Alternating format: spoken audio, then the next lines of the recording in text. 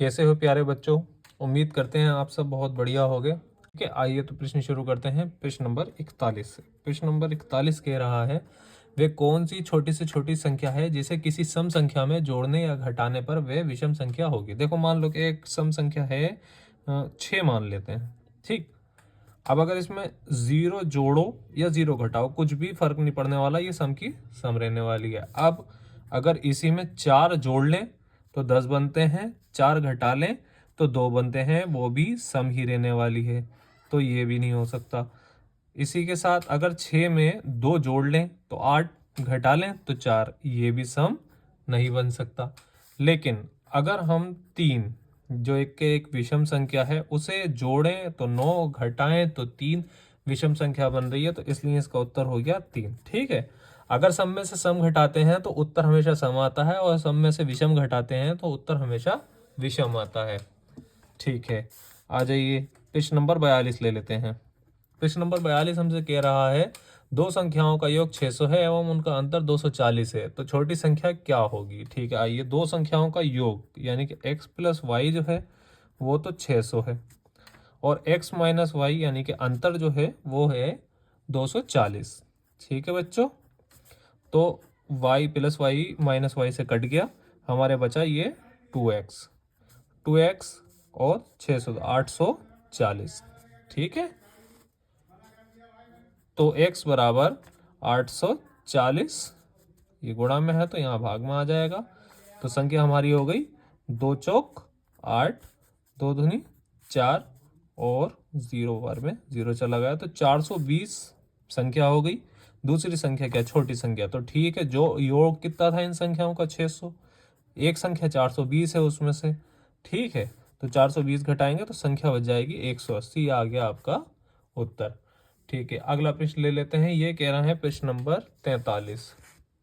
ठीक है, प्रश्न नंबर 43 में है कि 2 गुणा 3 गुणा 5 गुणा 7 और 3 गुणा 5 गुणा 7 गुणा 11 का मासा कौन सा हुआ। ठीक है, देखिए बहुत ही आसान सा सवाल है ये।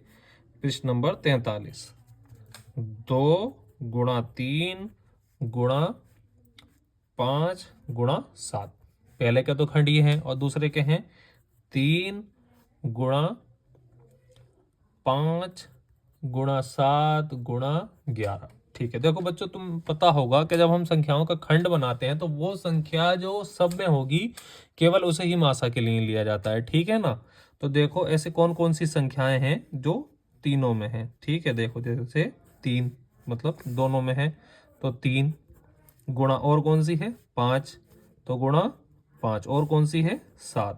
ठीक है, गुणा 7, तो ये हो गया बच्चों इसका मासा। 11 दोनों में नहीं है, 2 भी दोनों में नहीं है। ठीक है, इसलिए उसे मासा में नहीं ले सकते।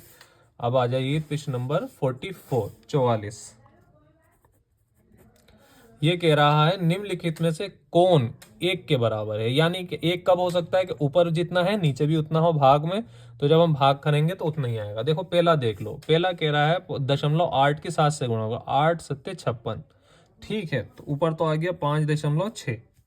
फिर नीचे कितना है 10 की 5.6 से यानी कि 56, ये नहीं हो सकता 1 के बराबर, क्योंकि ऊपर नीचे एक सा होना चाहिए। अब आते हैं दूसरा, 0.8 की गुणा जब दशमलव आप दशमलव नहीं केवल 7 है, तो 8 7 कितना होगा बच्चों 56, ये 0.56 हो गया। नीचे कितना है, नीचे है 1.0 गुणा 5.6, तो इसकी जब गुणा करेंगे तो इसका आ जाएगा 560, लेकिन दो संख्याओं से पहले दशमलव है तो ये ऊपर नीचे 5.56 अगर हम इसे काटेंगे तो उत्तर 1 ही आना है। ठीक है, तो इसका उत्तर हो गया दूसरा।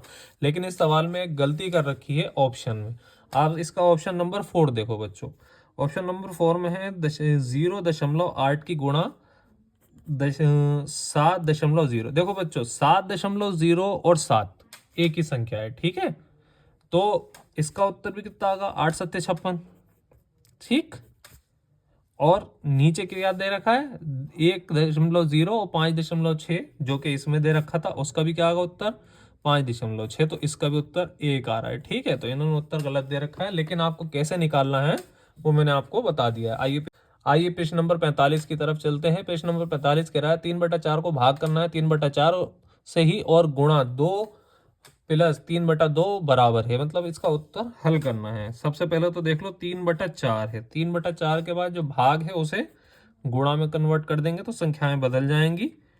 3 फिर प्लस 2 प्लस 3/2। ठीक है, ये तो आपस में भाग हो गई तो कुछ बचा नहीं। ठीक है, तो यहाँ पे 2 रह गए। अब इसके 2 और 3/2 को जोड़ लीजिए। इसका एलसीएम जब लेंगे हम तो एलसीएम आ जाएगा 2, 1 से भाग कर देंगे तो 2 आएगा, 2 दूनी 4।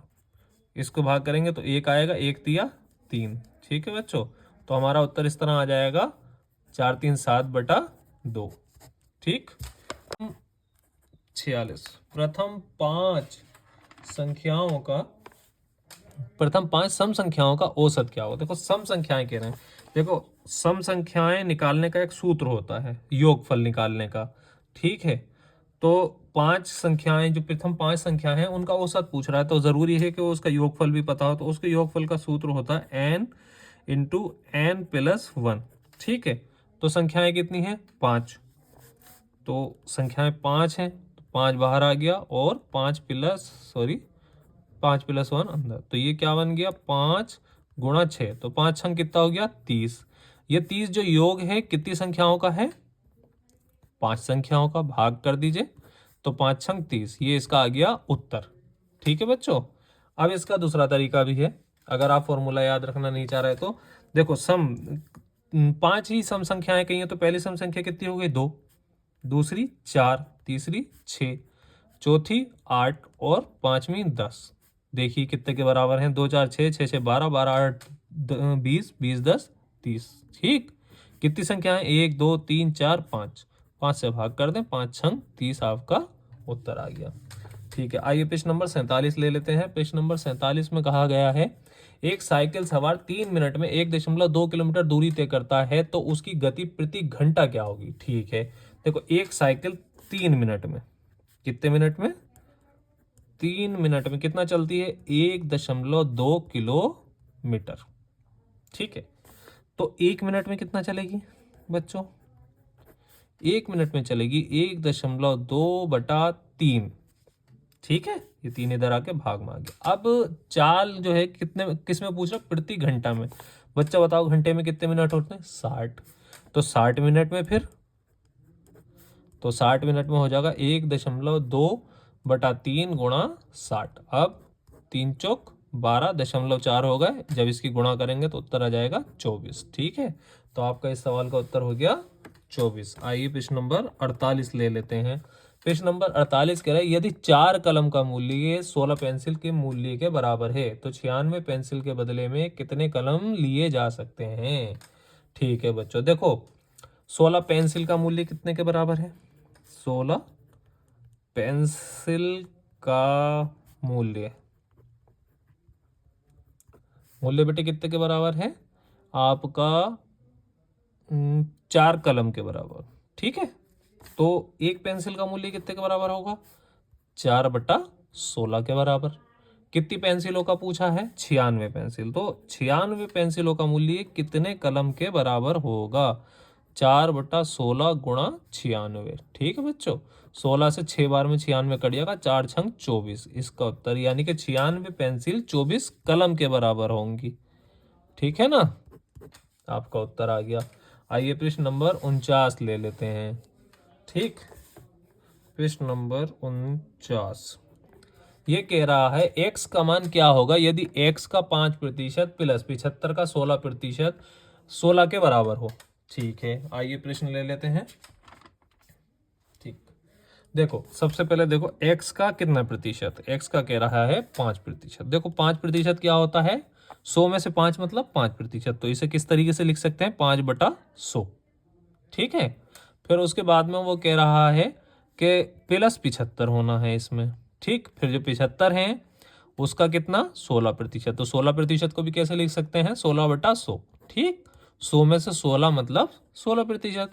अब आ जाइए कितने के बराबर हैं ये 16 के। ठीक, पहले तो इसे भाग कर लीजिए आप, 5 एकम 5 और 20 पंजे 100। ठीक, तो ये हो जाएगा, जब यहाँ 1 बचा तो x की गुणा करी तो ये हो जाएगा x/20। ठीक है, अब ये भाग करेंगे तो ये भी 4 से भाग हो रहा है, 4 चौक 16 और 25 चौक का 100। ठीक, तो हमारे पास क्या आया, प्लस के 75 इंटू 4/25। ठीक है बच्चों, कितने के बराबर, 16 के बराबर। अब देखो जिसका मान निकालना है x/20 का, उसे तो यहीं छोड़ दो। ठीक, और बाकी संख्या को उठा के उस तरफ ले जाओ। 16 ये प्लस का है तो माइनस ब्रैकेट में, ठीक है, 75 गुणा 4/25।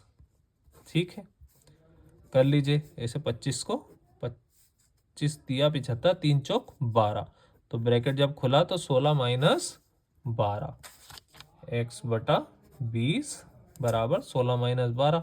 तो 16 माइनस 12 जब किए तो कितने बचे हमारे पास, 4। ठीक, तो इधर x यहीं रह गया, 20 भाग में से यहाँ गुणा में चला गया। 20 चौक कितने हो गए बच्चों, 80, सॉरी 800 लिख दिया, 20 चौक 80, ये हो गया आपका उत्तर। आइए अगला प्रश्न ले लेते हैं। अगला प्रश्न है,